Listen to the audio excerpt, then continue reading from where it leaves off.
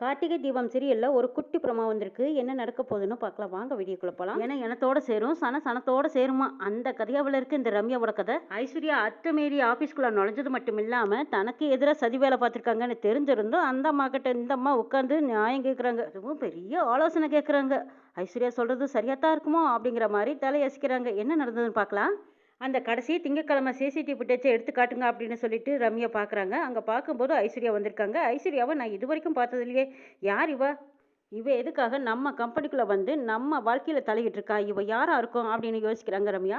இவளை இப்படியே விடக்கூடாது, விட்டா பெரிய பிரச்சனை ஆயிடுமே அப்படின்னு கேபின்ல உட்காந்து யோசிச்சுட்டு இருக்கிறாங்க. இவளை யார் மூலமா நம்ம கான்டாக்ட் பண்றது, எப்படி தெரிஞ்சுக்கிறதுன்னு யோசிக்கிறாங்க. எப்படியோ ஒரு வழியா ஐஸ்வர்யாவோட போட்டோவை வச்சு எப்படியோ கண்டுபிடிச்சிடுறாங்க. ரம்யா எப்படியோ கான்டாக்ட் பண்ணி ஐஸ்வர்யா கிட்ட சரி காபி ஷாப்க்கு வாங்க நானும் வர்றேன் அப்படின்னு சொல்லி ரம்யாவும் ஐஸ்வர்யாவும் சந்திச்சு பேசிக்கிறாங்க. ஐஸ்வர்யா ரொம்ப பவ்யமா தெரிஞ்ச மாதிரியும் வாங்க வாங்க ரம்யா வாங்க உட்காருங்க, உங்களுக்காகத்தான் இவ்வளவு நேரமா நான் வெயிட் பண்ணிட்டு இருக்கிறேங்கிறாங்க. முதல்ல நிறுத்துங்க, நீங்க யாரு? என் கம்பெனிக்குள்ள அத்துமீறி நுழைஞ்சு எனக்கு எதுக்காக நீங்க லவ் லெட்டர் எழுதி கொடுத்தீங்க?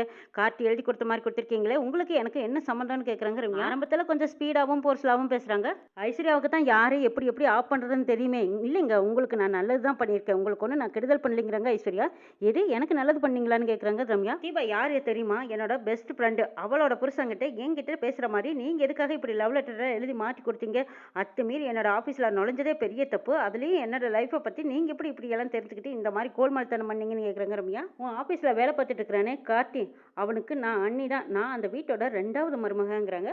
அந்த வீட்டோட 2வது மருமகளாக இருந்துக்கிட்டு நீங்களா இந்த வேலையை பார்த்தீங்கன்னு கேட்குறாங்க ரம்யா. வேற என்ன செய்கிறது, அங்கே தான் நியாயத்துக்கு நியாயம் இல்லையே, அநியாயமெல்லாம் நடக்குதுங்கிற மாதிரி ஐஸ்வர்யா பேசுகிறாங்க. என்ன சொல்கிறீங்க, எனக்கு ஒன்றும் புரியலைங்கிறாங்க ரம்யா. உனக்கு தெளிவாக சொல்கிறேன்னு கேட்டுக்கோ. கார்த்திக்கு விருப்பமே இல்லாமல் தான் இந்த கல்யாணம் நடந்தது. தீபா எதிர்பாராத விதமாக ஒரு ஆக்சிடென்ட் மாதிரி தான் அவன் இந்த வீட்டுக்கு மருமகளாக வந்தா. எங்கள் அத்தைக்கு அவளை அறவாவே பிடிக்காம தான் இருந்துச்சு. என்ன மந்திரமாயம் பண்ணினாலும் தெரியல, இப்போ தான் எங்கள் அத்தை கொஞ்சம் நாளாக மாறிட்டாங்க. ஆனால் கார்த்திக்கு பிடிச்ச மாதிரி எல்லாம் ஒன்றும் இந்த வாழ்க்கை அமையல.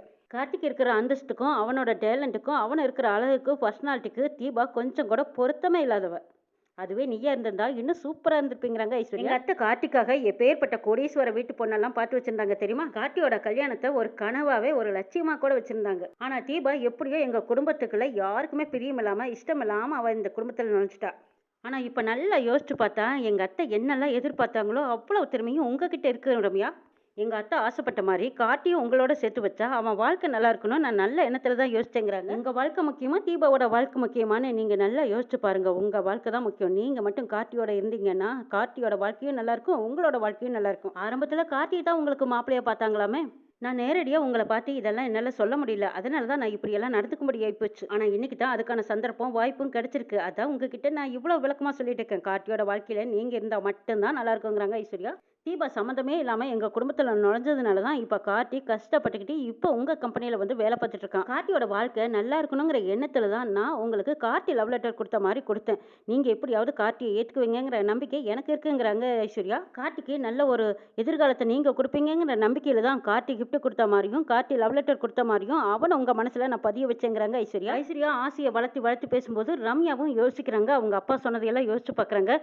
முத கார்த்தி தான் நான் உனக்கு மாப்பிள்ளையாக பார்த்தேன், ஆனால் நீ தான் இடம் கொடுக்காம பேசினேன். அதுக்கப்புறம் கார்த்தி மாப்பிள்ளை நமக்கு அமையலையேன்னு நான் கொஞ்சம் வருத்தப்பட்டேன். ஆனால் இன்னைக்கு அவரை பார்க்கும்போது எனக்கு பழைய ஞாபகமெல்லாம் வந்துருச்சுன்னு அவங்க அப்பா சொன்னதை நினச்சி பார்க்குறேங்க ரம்யா.